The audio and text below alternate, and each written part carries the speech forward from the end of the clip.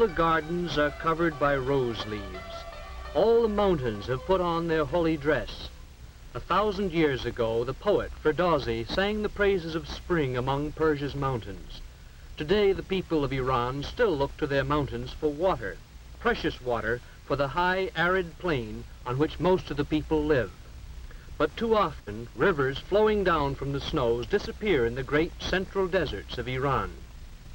East and west lie other Muslim lands: Turkey, Iraq, Saudi Arabia, Pakistan, Afghanistan. North, the Soviet Union lies beyond the Alborz Mountains. Iran knew greatness in the days when it was known as Persia.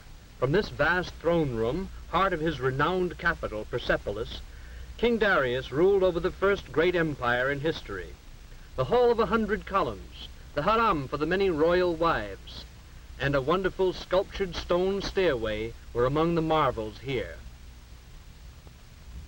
Focus of the sculptures was the life-size carving of Darius himself, seated on his throne, receiving tribute from the peoples he ruled. From Europe, Africa, and Asia came men bearing gifts. In the procession were Syrians, bringing golden bowls, bracelets shaped like horseshoes, and small horses from what is today Arabia. This was sort of tax day 25 centuries ago. There were Medes, there were Scythians from what is today southwest Russia. There were sheep from what is today Turkey. There were vessels with exotic shapes, full of precious liquids. There were humpbacked cattle from what is today India. All these part of the Persian Empire in its days of greatest glory. There was a chariot like those of the pharaohs. Even Egypt was ruled by this Persian king, and there was a Bactrian camel from what is today Afghanistan. The tax collectors were the men of his mighty army, and on these golden tablets Darius inscribed, "I am Darius, king of kings. The great god Ahura Mazda has given me the rulership of all races. This is my kingdom." Here in gold was outlined the empire which was handed to Xerxes, his son. Xerxes, at the head of vast armies, extended Persian rule to the limits of the known world. The Persian armies met defeat in Greece at the Battle of Marathon. Under Alexander, Greeks pursued the Persians back to Persepolis. Through this gateway, Alexander the Great strode in triumph. Conquerors of a different kind came 1,000 years later, when in from the Arabian Peninsula swept men with flaming sword and a fiery new faith. As this new faith of Islam grew and mellowed, the followers of the Prophet Muhammad built great churches called mosques. The Masjid-i-Shah, the royal blue mosque of Eصفهان, was completed in the 17th century by Shah Abbas. He ruled during Persia's second golden age. Polo was developed in Eصفهان and played in the great square, while the Shah watched from this porch over the palace gateway. From his palace, Shah Abbas ruled a reborn, expanding Persia. He built roads, irrigation systems, and great bridges like this one, but even his empire finally crumbled.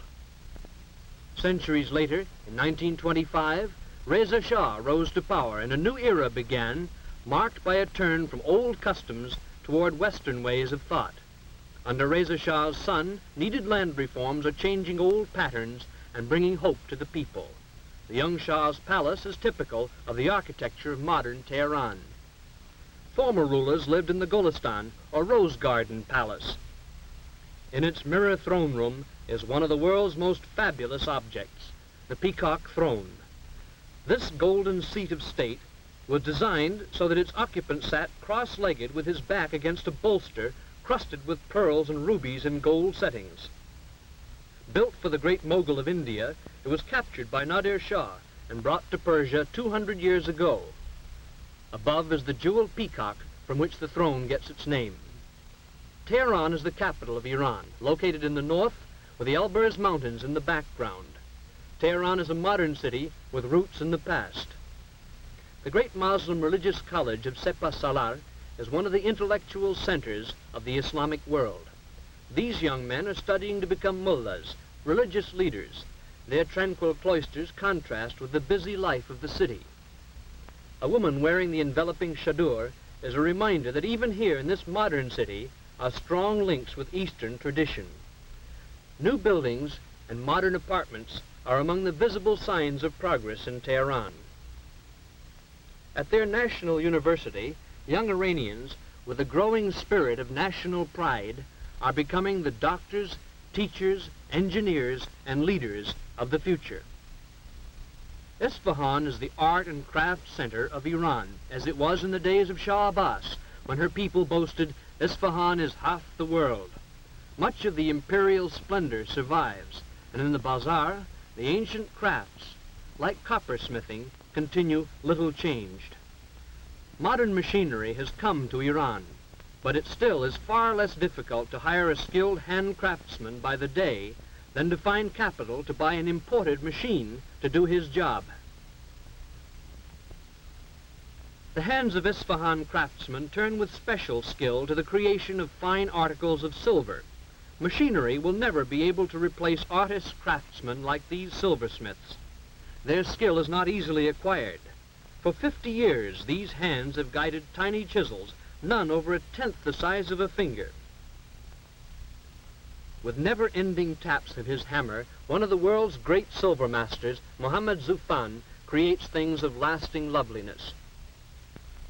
This small case is ornamented with figures of legendary heroes, hunting lions in a scene from a Persia of long ago. The shop windows of Eصفهان display other traditional arts. Here are miniature paintings. Themes used today are little changed from those of the time of the great Shah Abbas, and the technique is also little changed. Men sit all day, seeming scarcely to move a muscle. His brush, 3 camel hairs, and this is some of the work he does.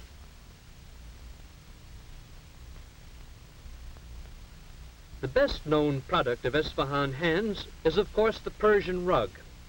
An average rug is made up of at least 1 million tiny knots, every one of which must be tied by hand. The knots make the woolen tufts or pile of the rug.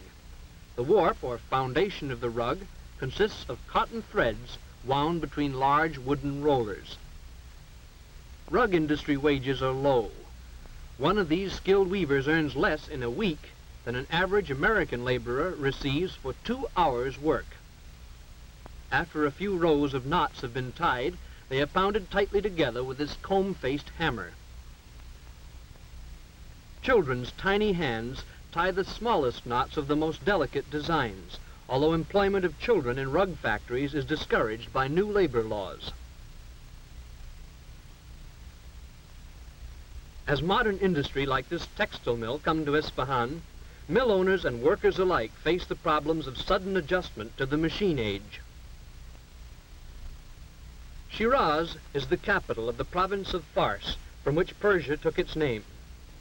The monumental city gates and the princely palace of the Koshkai suggest the beauty of Shiraz, whose history is full of the names of astronomers, philosophers, and poets. The climate is agreeable here.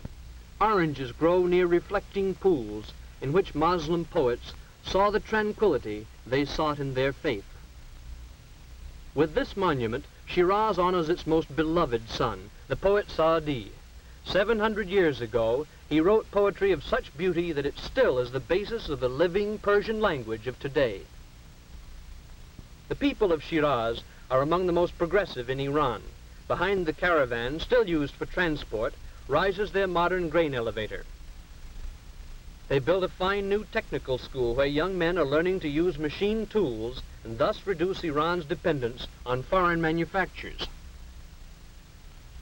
They point with special pride to their rapidly expanding medical school, in which young people are being trained to fill the serious shortage of doctors. Some of the students are women, evidence of change disturbing to the conservative Muslim clergy. Medical care has not yet reached much of rural Iran. About 90% of the people live in villages like Konاره. Konاره exists because it has water drawn by this primitive hoist. 3 centuries ago, elaborate irrigation systems operated. The land fed twice its present population. Today, this hoist reaches only 60 feet. Its capacity, 2 goatskins, about 8 gallons of water a minute. Here the people of the village come to wash their clothes. And in this same water, they do their dishes. They see nothing wrong about having the sheep and goats come to drink at the same source from which they draw their water to take home for cooking and drinking. A girl named Zara carries on her head the quart of water she's walked half a mile to get. There is no school in کناره, so Zara has not heard of the dangers of bacteria in drinking water. کناره is cold and dusty in winter, hot, even dustier, and much more uncomfortable in summer because of the flies. At home, Zara's mother makes bread from wheat flour that was the family's share of the crop. The landlord owns the fields and also the house in which Zara and her family live. Sickness breeds easily here. It comes from dust, flies, unclean drinking water, and often just from too little soap, because soap is expensive. Main food is bread. Only occasionally are there vegetables and a little goat milk. Meat is scarce, so the diet is mostly bread and not much else. Yet for all their poverty, these people are kind and decent, honest, honorable, and friendly. Their bedding is the most precious thing they own. They have a copper samovar, a broken kerosene lantern, a teapot, a few cups and saucers, a mirror, and a picture of the Shah. Together with their clothing and cooking utensils, these things are all that this hard-working family owns. The house has 2 rooms, a sleeping room upstairs and a cooking room downstairs. This is the only stairway. Mother is baking bread this morning. Although Iran is rich in oil, oil products are still too expensive for this family, so Mother walked 15 miles to gather twigs for her fire. As Zara's father, Mustafa, walks to work, he realizes that he is neither much better nor much worse off than his neighbors, who are neither much better nor much worse off than most of the 16 million people of Iran. And as he works in the fields with the landlord's oxen, he knows that little has changed in کناره in 25 centuries. There is still the old system of land ownership, which sometimes requires the tenants to pay 80% of their crop for the privilege of working the owner's land. The only change is Mustafa's clothing, and now a steel tip on the wooden plow. Like most people of the Middle East, Mustafa wants the benefits of mechanized civilization. Change is coming as the great natural resources of Iran are developed. The most important resource is oil. At Abadan is one of the world's largest refineries, built to serve customers of many nations. Developed by British interests, Iranian oil has been the subject of bitter dispute. With no tradition of mechanical experience, Iranian technicians are developing skills to operate complex machinery. High industrial wages have attracted men from all over the country to work in the unfamiliar angle of technical equipment. Men from the highland tribes, men from the city bazaars, have put on the workman's helmet. This, then, is the new man of Iran, a man who looks with hope to the time when, with further development of industry and her great natural resources, Iran may know again some of the glory it knew when Darius ruled at Persepolis over the mightiest empire the world had ever known.